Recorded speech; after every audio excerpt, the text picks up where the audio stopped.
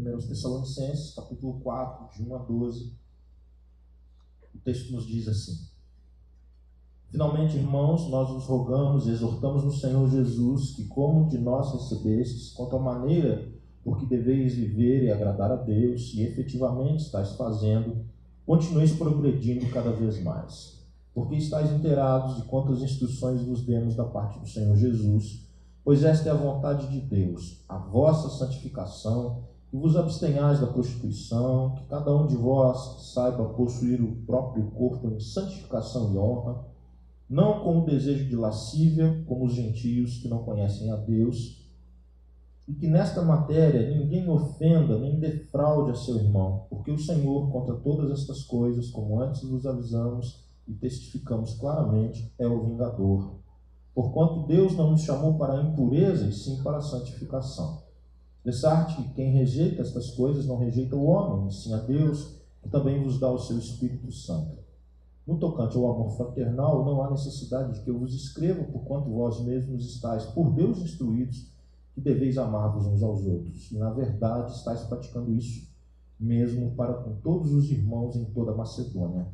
Contudo, vos exortamos, irmãos, a progredirdes cada vez mais e a diligenciardes por viver tranquilamente, cuidar do que é vosso e trabalhar com as próprias mãos, como vos ordenamos, de modo que vos porteis com dignidade para com todos os de fora e de nada venhais a precisar. Amém. Amados, como nós já temos acompanhado, Paulo, na sua segunda viagem missionária, ele evangeliza a cidade de Tessalônica. E durante alguns dias ele esteve ali, pelo menos 3 semanas, e ele deixa uma igreja naquele local. Mas, perseguido pelos judeus, ele acaba tendo que sair, ele é tirado da cidade.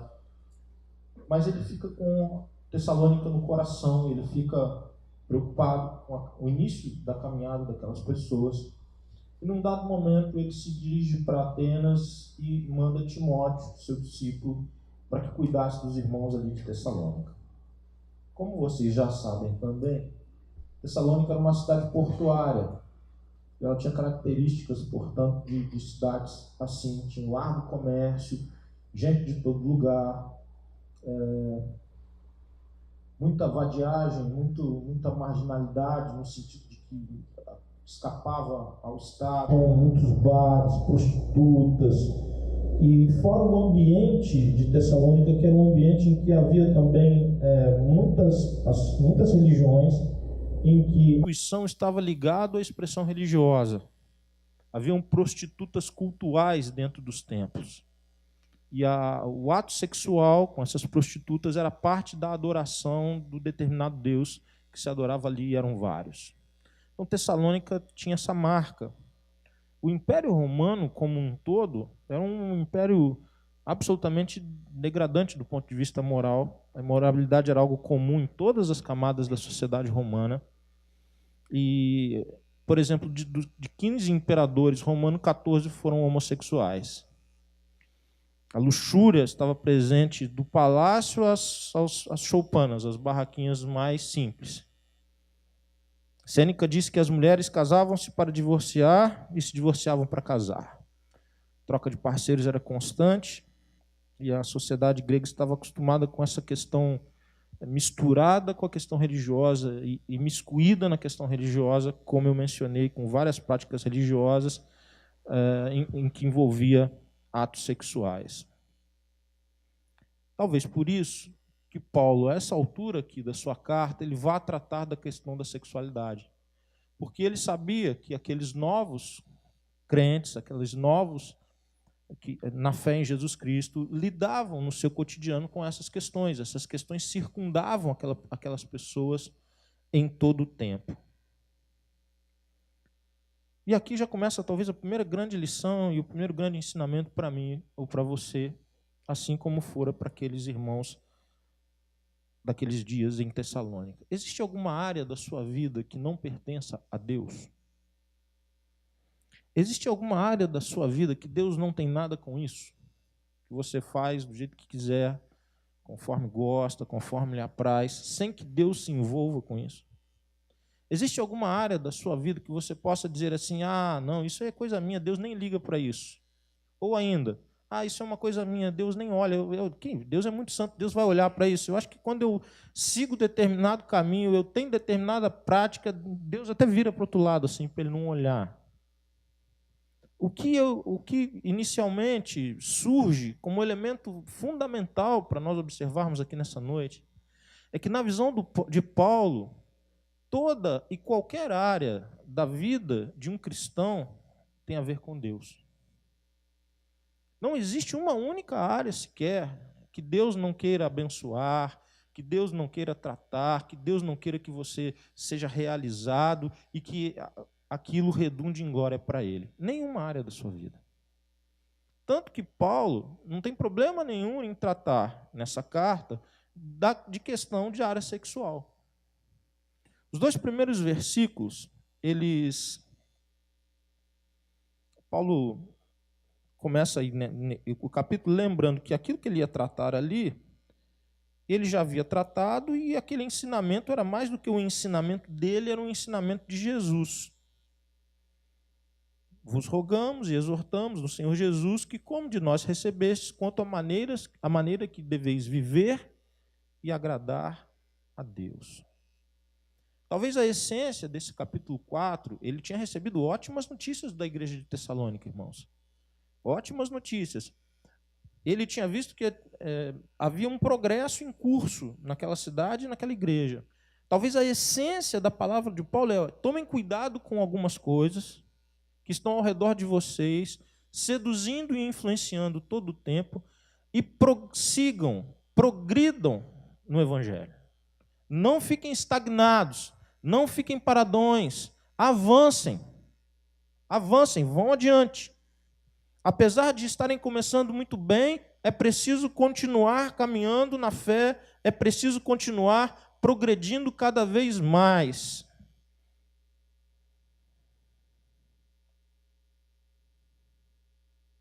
A vontade de Deus, irmãos, para a minha vida, para a sua vida, é a santificação. E na nossa cultura ocidental, a questão da santificação, o que é santificar-se? O que é ser santo? Você conhece a expressão santo do pau oco? É falado por aqui, santo do pau oco? Conhece? Ou não? Quem conhece? Ah, não, é bem conhecida. Bem conhecida essa santa do pau oco, é bem conhecida. Vocês sabem como surge isso? Essa expressão surge de onde? Alguém sabe? Sabe, né, Irene? Você nasceu aonde, Irene? Qual estado? Minas Gerais. Talvez por isso que ela tenha conhecimento, porque essa história é uma história mineira. Quando a coroa portuguesa retirava ouro do Brasil, e as pessoas levavam ouro do Brasil, da colônia, para Portugal, num determinado momento a coroa quis taxar essa coisa do ouro, esse negócio de querer taxar coisa antiga. Então, eles queriam levar o ouro camuflado para Portugal para não pagar imposto do ouro que eles levavam de Minas Gerais para lá. Então, o que eles faziam? Eles faziam as imagens dos santos, mas oco, só a casquinha. O que tinha dentro? Ouro. Jeitinho luso brasileiro. Jeitinho luso brasileiro de resolver a questão.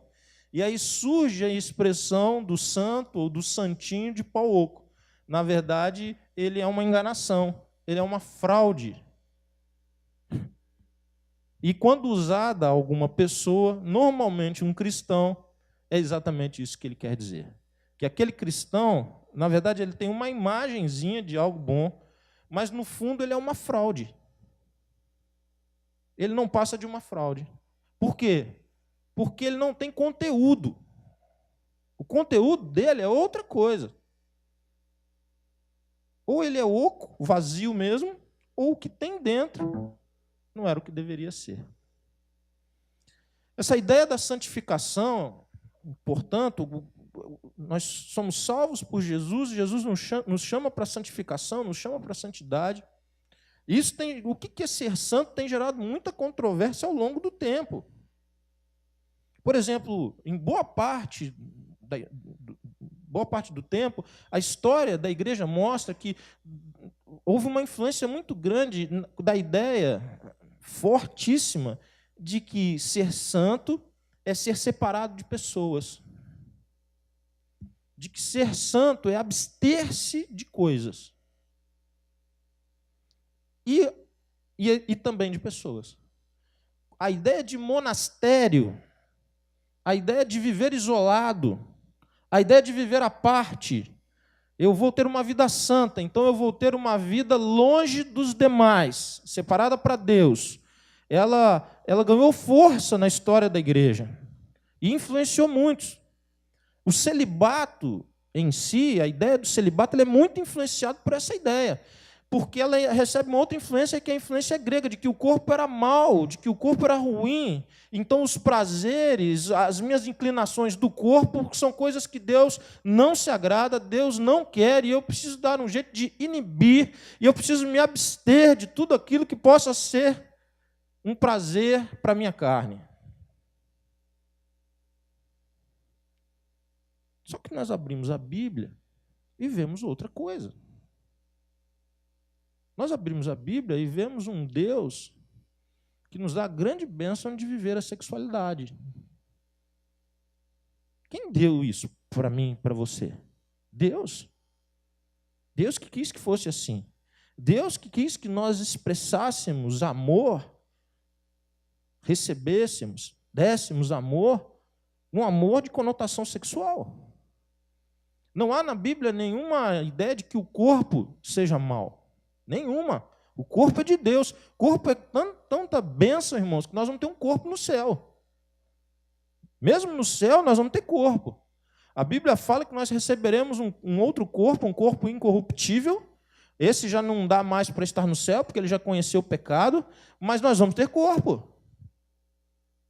Na ideia de Deus, Deus te deu um corpo para que você se expresse através dele, para que você se expresse para a glória do próprio Deus, que você seja feliz, que você seja realizado e que você siga o modelo de Jesus. E qual que é o modelo de Jesus? O santo, o puro, o perfeito, toma forma humana, ou seja, ele recebe um corpo e ele vai ao encontro de quem? Das pessoas. Ele vai ao encontro de gente.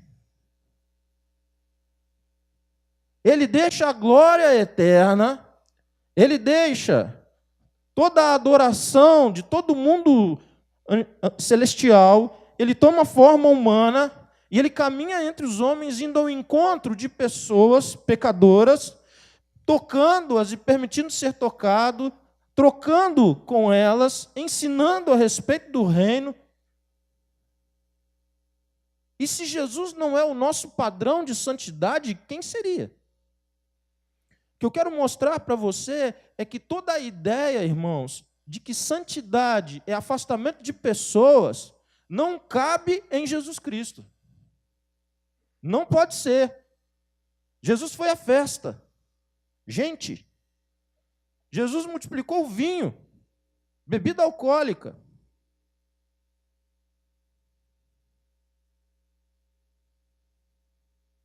Jesus tocou e foi tocado por prostituta. Jesus sentou-se à mesa com quem a sociedade daqueles dias desprezava e marginalizava por completo.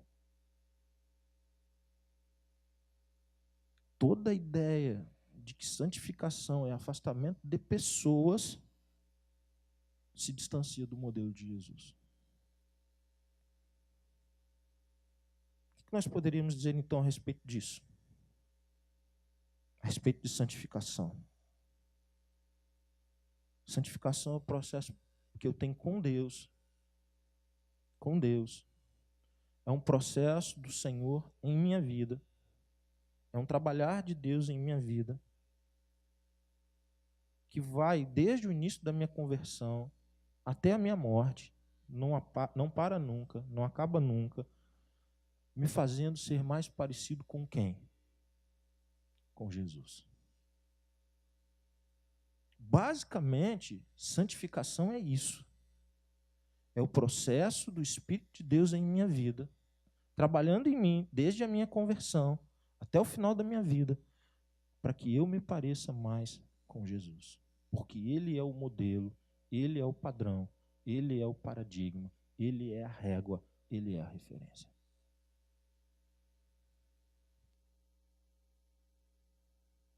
Santificação é processo, santidade é estado.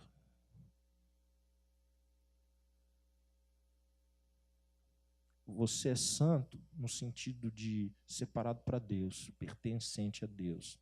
Você é de Deus, você é santo. Mas o processo de santificação está em curso em sua vida desde que você recebeu a salvação de Jesus. E Deus não se conforma em salvar você e deixar você do jeito que você estava, do jeito que você era. Porque daquele jeito você não era feliz, não era realizado, jamais será e jamais cumprirá o plano que Ele tem na sua vida. Jamais a sua vida será para a glória dEle se Ele não santificar você. Se Ele não iniciar um processo de transformação na sua vida para que você se torne mais semelhante a Jesus. Como que Jesus se relacionou com mulheres? Como que Jesus se relacionou com homens? Como que Jesus se relacionou com crianças? Como que Jesus se relacionou com o trabalho? Como que Jesus se relacionou em família? Esse é o modelo. E Jesus quebrou paradigmas um atrás do outro.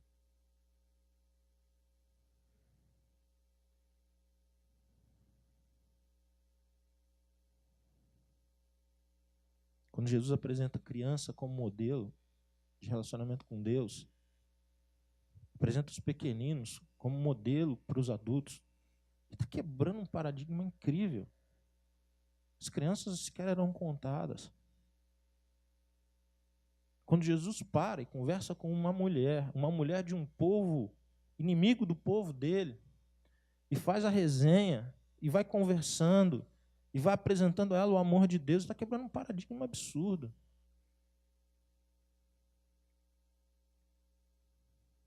Não há nenhuma manifestação que tenha trazido tanta dignidade para a mulher e para a criança do que Jesus e o cristianismo. Não há. A mulher sequer era contada, irmãos. A mulher era o objeto do homem. Para que a mulher existia? Para dar prazer ao homem. Para dar filho ao homem. Para ser o depósito de esperma do homem. Por isso que ela existia. E o que Jesus faz? Jesus olha para a mulher com o olhar de Deus. E Ele revela esse olhar na cultura, nos dias em que caminhou na terra. Ele dá dignidade para a mulher. Quando Paulo vai falar, então, sobre santificação da área sexual, ele tem como referência os princípios de Jesus. De Jesus. Os valores e princípios que Paulo ensina para a igreja de Tessalônica são valores e princípios de Jesus. E aí há uma palavra, quando a gente prega para um público muito heterogêneo quanto esse, a gente tem homem, mulher, solteiro, casado, enfim. É preciso tentar encontrar um caminho que alcance, se não todos, mas a muitos. E aí há uma palavra que se destaca. Tanto vale para o solteiro, quanto vale para o casado, quanto vale para o homem, para a mulher, vale para todos sobre a área sexual. O nome, a palavra, o termo é pureza. Se nós pegarmos toda a orientação bíblica para a vida sexual de homens e mulheres casados, ou para a vida do solteiro, qual é a palavra que esclarece muito? Pureza. Pureza.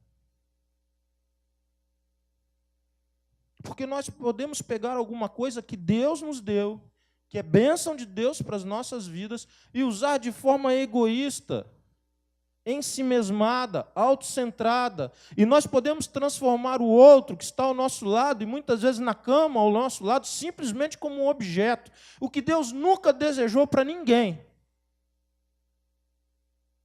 Para ninguém. Nem dentro, nem fora de um casamento. Porque não é apenas quem não é casado que pode transformar o outro em coisa, em objeto. Quem é casado também pode fazer isso, desde que não ame, não respeite. Transformou em coisa, transformou em objeto. Coisificou a pessoa que Deus ama. Quando nós caminhamos em qualquer caminho na área sexual, que não possa ser indicado como puro, que eu tenha vergonha de Jesus, eu tenho um problema nessa área. Isso não significa, isso não tem nada a ver se você é solteiro, solteira, casado, divorciado, não tem nada a ver com isso. Quando você olha para a sua vida, quando você se olha no espelho, nessa área da tua vida, o que aparece, o que é revelado, pode ser colocado diante de Jesus?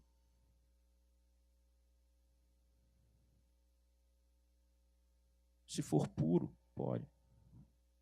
E se não for, precisa ser consertado.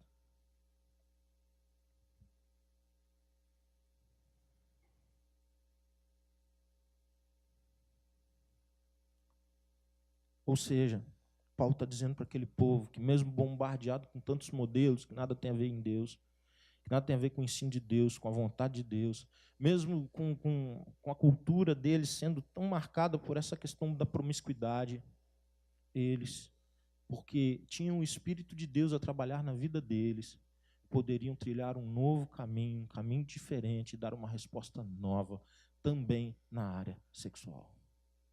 Só na área sexual, não. Paulo tratou de um monte de coisa, mas também na área sexual. Por que não na área sexual? Por que tratar essa área como algo que Deus não possa atuar, que algo que Deus não diga respeito a Deus? Para Paulo, não. Paulo está dizendo para eles, olha, vocês estão caminhando muito bem no amor, vocês têm se tornado referência, Deus tem ensinado tantas coisas para vocês, e vocês têm crescido tanto na fé, mas deixa eu dizer uma coisa para vocês, onde vocês estão, na sociedade que vocês estão, dentro da cultura de vocês, há um risco muito grande, é o risco do apelo e do desvio sexual. E não é diferente nesses dias. Igualito. O tempo todo somos bombardeados com modelos que nada tem a ver com Deus, seja dentro ou fora do casamento.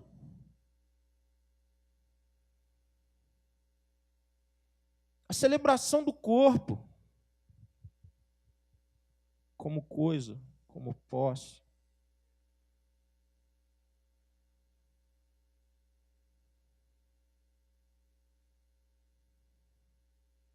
A celebração da individualidade a tal ponto que, enquanto o outro me serve, enquanto o outro é objeto do meu prazer, se isso me faz bem, se eu estou feliz com isso, fechou. Fechou para os dois, inclusive, porque se o outro também está nessa vibe, que mal tem.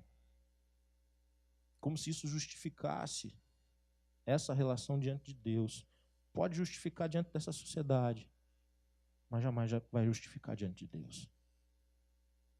Porque Deus tem um projeto novo, diferente, especial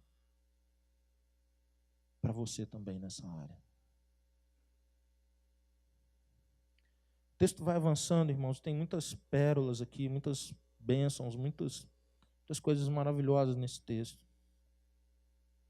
No versículo 3, Paulo fala, então, portanto, para que se abstenhais da prostituição, que cada um de vós saiba possuir o próprio corpo em santificação e honra. Possuir o próprio corpo em santificação e honra. Deixa eu te falar uma coisa.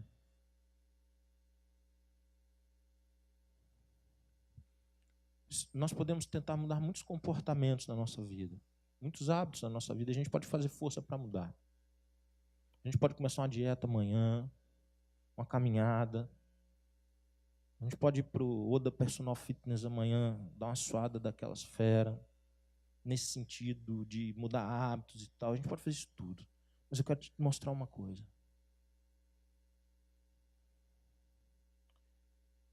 Santificação é um processo que começa com Deus.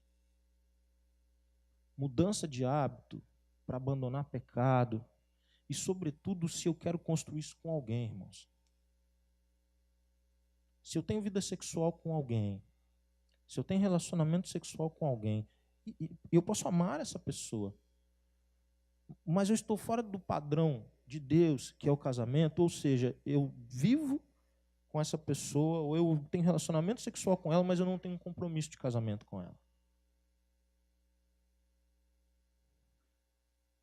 Eu preciso construir com ela o quê? Valores e princípios de Deus. É o que nós estamos fazendo da nossa vida e da nossa relação, porque senão nós vamos ser os santinhos do palco. Nada além disso. O que nós queremos para nós? Nós queremos Deus de fato na nossa vida. Deus quer tratar de todas as áreas da nossa vida. E Deus quer levar você a um outro patamar, a uma outra situação, e uma situação de felicidade. E eu quero contar uma história para você. Uma história de um jovem, ele havia se convertido já com alguma idade, havia se convertido aos 24 anos e trabalhava e caminhava para frente. E tinha uma namorada que ele amava muito, que era muito presente na vida dele. E eles tinham uma vida sexual ativa, caminhando. E essa pessoa, esse rapaz, ele recebe o evangelho, ele é salvo. O que faz? Um namoro de tempo, com um sentimento tão forte, com compromisso com a família. O que faz? O que faz quando isso vem para você assim? Que conselho você vai dar para o seu filho, para a sua filha? Que orientação você pode dar para um jovem amigo seu que está ao teu lado e vivendo essa realidade que é tão comum nos nossos dias, mas nunca será para Deus? A primeira coisa que eu quero deixar muito claro para você: ambos são amados do Senhor. E o Senhor não abre mão da sua vida. Essa é a primeira grande verdade. Não importa o que você tenha feito, Deus quer você. Segundo, não corra. É pior. Quando a gente é criança, é assim, né? Se faz o errado, e o pai vem. Vem com tudo. E ele já vem dizendo, se correr, pior. E aí você, às vezes, testa aquilo ali, né? Acha que acalmou, só volta de noite para casa, aquela resenha toda. Chega lá e está esperando com mais raiva ainda, porque você ainda deixou ele esperando. E ele vai dobrar a punição a seu respeito. Eu me lembro da minha vida de criança, isso era comum, a gente corria, era pior depois. Corre não. Corre não. Abre o jogo. Com quem? Com Deus. Deus quer tratar da sua vida. Abre o jogo com quem está ao teu lado. E diz a verdade, vamos tratar disso junto com Deus. E se você precisa de ajuda, peça ajuda a pessoas que são comprometidas com Deus. Mas não coloque isso debaixo do tapete, mais uma vez. Não coloque isso no lugar da sua vida, como se isso não existisse na sua vida e no seu relacionamento. Se você é casado e você tem tratado seu marido, a sua esposa como coisa, se você tem se permitido ser tratado como coisa, para com isso. Isso nunca foi projeto de Deus para você. Não finja que isso não é com você. Deus quer tratar o seu casamento. Deus quer renovar essa aliança. Deus quer restaurar essa área tão importante para que você se realize. Se você está sozinho, se você é solteiro, se você é viúvo, se você é divorciado, você está sozinho. Eu quero te dizer uma coisa.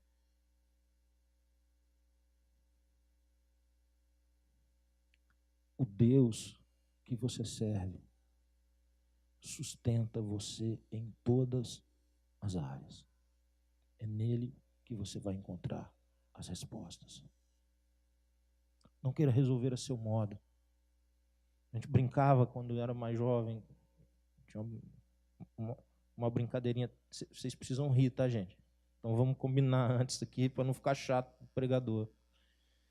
Que era o jovem desesperado para casar, né? Doido para arrumar uma namorada, e os amigos tudo arrumando namorada, e ele desesperado. E ele é crente, ele orava a Deus e nada, e nada, e nada. Aí ele entra naquela fase do desespero total, ele fala assim, Deus revela e mostra e tal, eu vou entender que a primeira que falar comigo é aquela que o Senhor quer para mim. Aí vê aquela mais feinha, mas a mais feia assim, de todo o relacionamento dele. Pensa, foi a primeira que falou com ele. Ele se volta para Deus, ô Deus, estou de brincadeira não, falando sério, hein?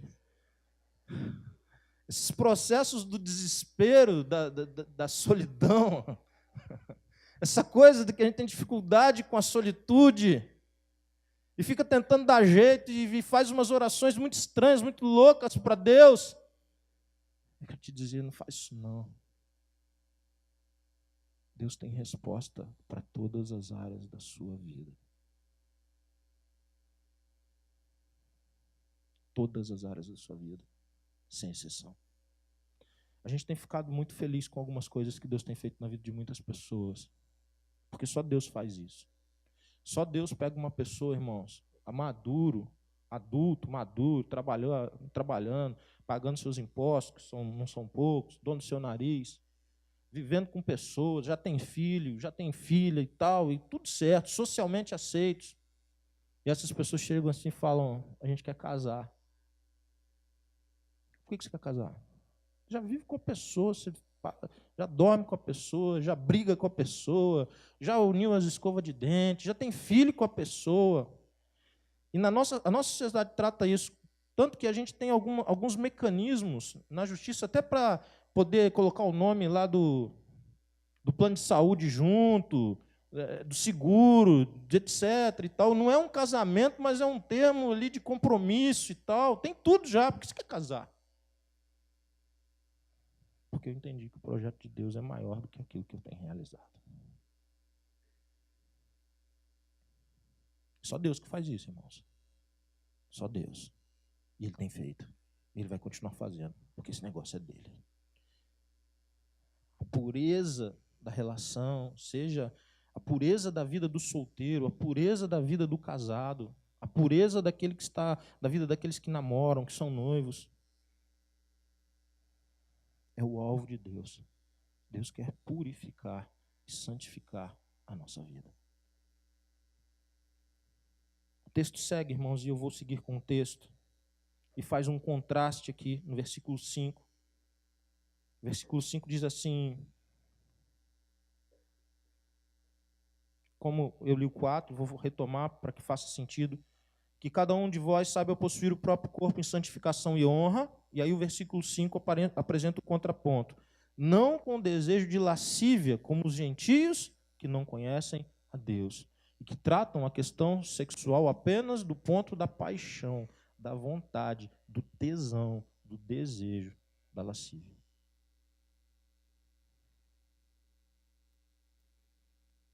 Na visão dos que não têm a Deus no coração, essa é uma área que Deus não tem nada com isso. Deus não vai querer saber disso. Isso é coisa para Deus olhar. Mas na visão de Paulo é bem diferente. O texto segue e apresenta um ensino muito bacana aqui, o versículo 6, e que nesta matéria ninguém ofenda nem defraude a seu irmão, porque o Senhor, contra todas essas coisas, como antes vos avisamos e testificamos claramente, é o vingador. O que é defraudar alguém na área sexual?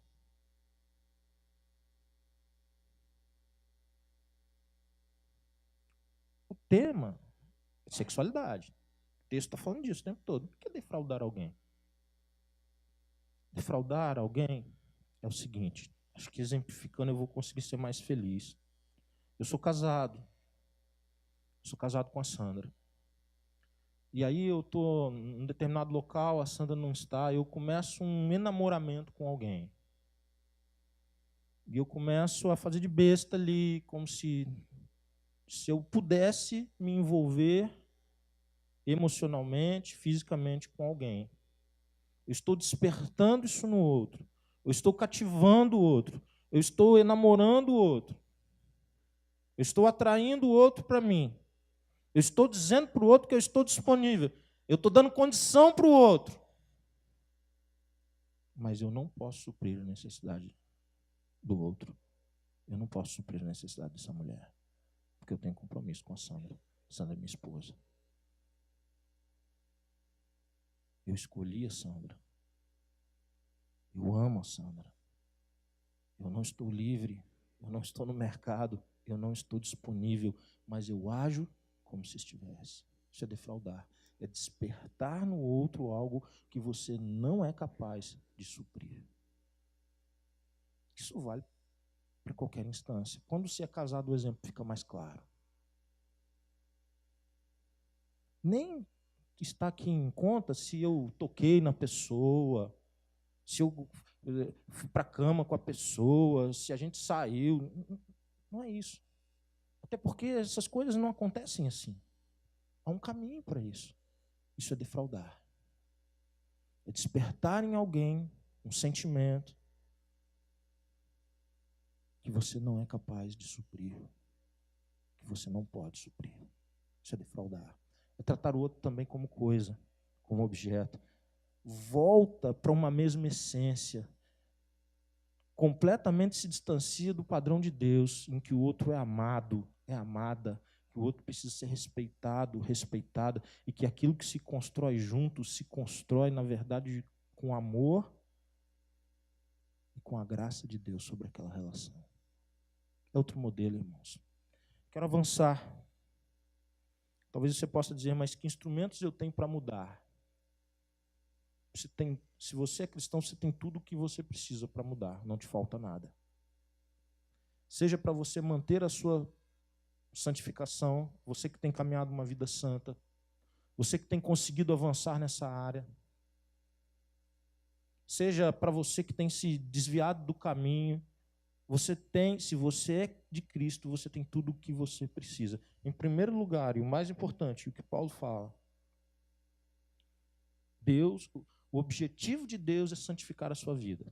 E para isso, Ele te batizou, Ele te deu, Ele fez morar em você, habitar em você, o Espírito dele, que se chama Espírito... Como é que é o nome? Gente, mas pelo amor do Pai, né? Como é que é o nome do Espírito de Deus? Espírito... Poderia ser espírito de um monte de coisa, poderia ser espírito de amor, espírito de perdão, espírito de justiça, de bondade. São vários atributos de Deus. Tudo isso caberia para o Espírito. Mas Deus escolhe que o modo com que o Espírito dele, que vem habitar a sua vida, a minha vida, uma vez que somos de Jesus, é que esse Espírito é santo. Porque já revela o que esse Espírito quer fazer em sua vida. Esse Espírito quer transformar você, para que você seja mais parecido com Jesus, para que os seus relacionamentos sejam mais parecidos com o de Jesus, para que você possa caminhar ao lado de pessoas, influenciando-as, iluminando-as, através do Espírito Santo de Deus que age na tua vida, na autoridade do nome de Jesus. Isso é santificação, irmãos. Tem etapas, tem processos? Lógico que tem. Lógico que tem. Para Paulo, era inconcebível que os crentes de Tessalônica não crescessem, não avançassem, não fossem para frente na fé, em todas as áreas, e também nessa. Talvez você tenha escolhido a estagnação nessa área da sua vida, e Deus está te chamando para um despertamento nessa noite. O texto vai para o seu final, lá no versículo 8, essa ideia da área sexual vai ser fechada quando ele diz assim: quem rejeita essas coisas não rejeita o homem, e sim a Deus, que também vos dá o seu Espírito Santo. Ele começa dizendo que essa área é uma área que Deus quer tratar na sua vida, que essa área é importante para você, mas é importante para Deus também. E ele termina dizendo isso. Que a rejeição disso não é apenas um processo de, não, uma coisa que eu tenho com o outro, enfim. Não, ele está dizendo, olha, quando a gente escolhe um outro modelo, que não é um modelo de Deus, para ser vivido nessa área, se somos casados, se somos solteiros, nosso problema é com Deus, não é com o outro. O pecado, seja ele de que área for, irmãos, antes de qualquer coisa, é um problema com Deus, é contra Deus, ofende a Deus, foge, se distancia do propósito de Deus. E todo o processo de arrependimento, de rejeição, de retorno, é glorioso para Deus. E aí ele entra a parte 9 a 12, numa outra área, e não mais a área sexual, quando ele fala que do amor fraternal, que eles estavam se desenvolvendo, e que Deus tinha ensinado, era uma igreja muito amorosa. No versículo 10, ele diz que, lá na parte final do versículo 10, parte B, a segunda parte do versículo diz, contudo vos exortamos, irmãos, a progredirdes cada vez mais. E a diligenciardes por viver tranquilamente, cuidar do que é vosso e trabalhar com as próprias mãos, como vos ordenamos. Meu, que versículo fera. Para de cuidar da vida dos outros, cuide da sua, trabalhe bastante. Isso que Paulo está dizendo para a igreja. Santifica a tua vida, para de seguir esse modelo que está rodeando vocês, segue o modelo de Deus, viva tranquilamente, cuida do que é seu, trabalhe com as suas mãos, que tudo te vai bem. Que tudo te vai bem.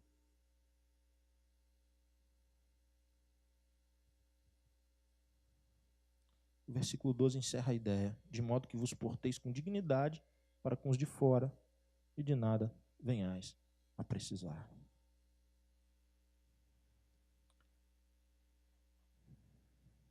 Quando nós olhamos um texto como esse, vem de cara a ideia do trabalho, que Deus nos chama para o trabalho, que o trabalho está longe de ser uma coisa que o diabo que colocou você, o diabo que inventou o trabalho é projeto de Deus para a sua vida. O trabalho é bênção, não é maldição, o trabalho engrandece, fortalece, firma caráter. O trabalho provê para você, para sua família e para outros que precisam, porque você passa a abençoar outros. O trabalho te capacita e capacita você a ajudar a outros. Duas áreas, irmãos, e eu investi maior tempo na área sexual, mas também na área do trabalho. Paulo está orientando a igreja. E eu quero chamar você essa noite a uma reflexão, a um exame da sua vida diante de Deus. Eu quero que você examine a sua vida, eu quero te chamar a um exame da sua vida, não segundo os seus valores, segundo aquilo que foi te ensinado, segundo a cultura da sua casa ou da sua família, mas segundo o modelo de Deus. E responda a uma única pergunta. Uma única pergunta. O que você tem vivido agrada a Deus? Se você perceber que há algum desvio disso, eu quero nessa noite, em nome de Jesus, te dizer, olha, Deus tem um caminho novo para você. Deus tem um caminho novo. Se você diz, pastor, eu estou em paz nessa área, segue firme, meu irmão, progrida ainda mais. Segue firme, minha irmã. Há um caminho de ascensão, de progressão. Louvado seja o Senhor na sua vida. Feche sua cabeça, feche seus olhos, para que você possa meditar e não se desviar o seu pensamento. O que Deus está tratando aí com você?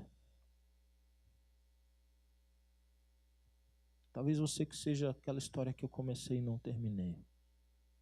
Talvez você seja esse jovem, essa jovem, que se enamorou de alguém, que quer muito ter uma vida com alguém, você quer se casar mesmo. Só que vocês já meteram os pés pelas mãos. E talvez se sintam muito culpados, com peso na alma, como se vocês não fossem dignos de Deus. O Senhor está chamando vocês nessa noite. Ele os ama incondicionalmente. Incondicionalmente. Ele não abre mão da sua vida por nada. Não importa o que você tenha feito. Você quer andar com Deus? Quer restaurar a tua vida? Deus tem perdão. Deus tem vida nova. Para vocês construírem juntos, debaixo da graça do Pai.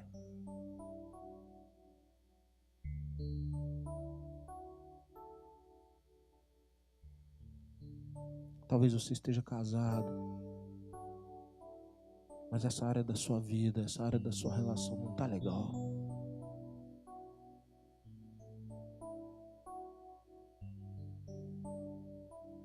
E talvez você tenha tido muita inibição de pedir a Deus que cuide dessa área da sua vida. Mas eu quero te dizer nessa noite que o Senhor está muito desejoso de restaurar essa condição, para que vocês sejam realizados, felizes, que se abençoem mutuamente, que cresçam juntos, numa intimidade de corpo, alma e espírito. É o projeto de Deus para o seu casamento. Corpo, alma e espírito. Intimidade. Mas eu quero terminar dando uma palavra para você, solteiro. Segura firme, irmão. Segura firme, irmão. Família, projeto de Deus. Você não terá um projeto maior na sua vida do que a sua família. Você não terá. Pode ser até uma conquista profissional, econômica, mas nada que você vai erguer nesse mundo será maior que a família que Deus tem preparado para você. É com Ele que você resolve isso. Ele é aquele que vai te fortalecendo todos os dias. Ele que vai conduzindo você para alguém que vale a pena. Para alguém que vale a pena construir uma história ao teu lado. Você tem orado por essa área da vida do seu filho, da sua filha? Você tem sido intercessor do seu filho, da sua filha? Porque nessa área de forma especial, você, pai como eu, porque Deus quer trazer alguém, Deus quer conduzir os teus filhos, teu filho, tua filha para alguém que juntos eles vivam aquilo que o Senhor já tem preparado. Sexo é coisa de Deus, irmãos. Família é coisa de Deus. E é nele que nós vamos encontrar as respostas que precisamos. Todos nós precisamos. Pai, esse texto hoje toca numa área que muitas vezes nós não tocamos. Às vezes nós não tocamos nisso nem em casa, com o cônjuge, nem com os filhos, por tabu, eu sei lá por quê, por vergonha, por medo.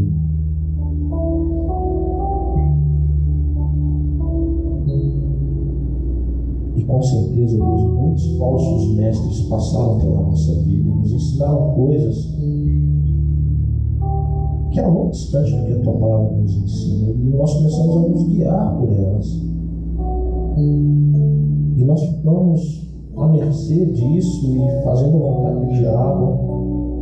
Mas nessa noite, Deus, a tua palavra vem, ela esclarece, ela ilumina, ela dá direção, ela dá um desejo enorme que a gente corrigir as coisas. Ela gera, Deus, algo novo dentro de nós, porque a tua palavra ela é poderosa. Eu tenho certeza, Deus, que existem muitas pessoas nesse ambiente, nessa noite, que vão sair daqui muito desejosas de terem mudança mesmo, mudança de vida. Talvez não tenham nenhuma força, Deus, para mudar. Talvez já tenham até tentado e estão frustrados e fugindo do Senhor, porque nada conseguiram. Porque a paixão, a lascívia, Deus, toma, envolve, domina. Mas é porque eles não tentaram a partir do Senhor, Deus. ao Senhor nessa noite que aqueles a quem o Senhor está chamando, aqueles que estão ouvindo a tua voz de um modo especial, aqueles a quem o Senhor está tratando desse assunto, Deus, recebam do Senhor tudo o que precisam, Deus, para terem mudança de vida e serem de fato realizados,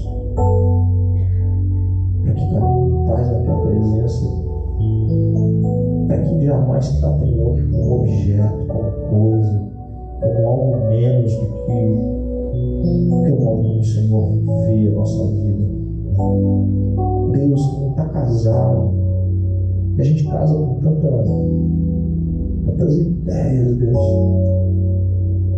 e muitas vezes a rotina e os anos, e os atritos e as brigas, os desgastes vão gerando, Deus, algo que nunca foi da tua vontade para o nosso casamento.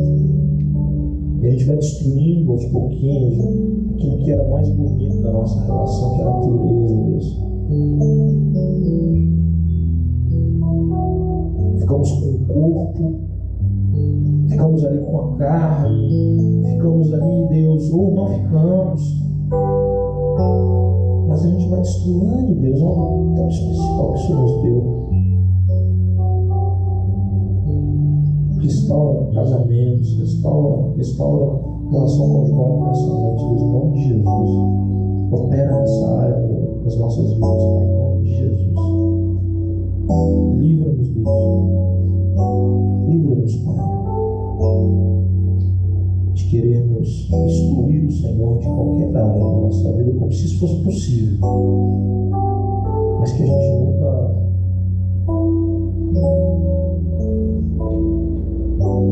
nunca siga esse caminho, Deus, de se distanciar do Senhor. Diz que ao contrário, que a gente se quebranta o nosso coração, vem com o teu Espírito que trata a nossa vida, para que possamos estar no meio das pessoas, como o Senhor Jesus fez, santificados pelo Senhor, sendo instrumentos para a santificação da vida de outras pessoas. Obrigado, Pai, pela tua palavra, tratar de áreas especiais e surpreendentes.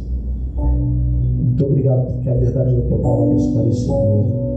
Nós te agradecemos muito nessa noite.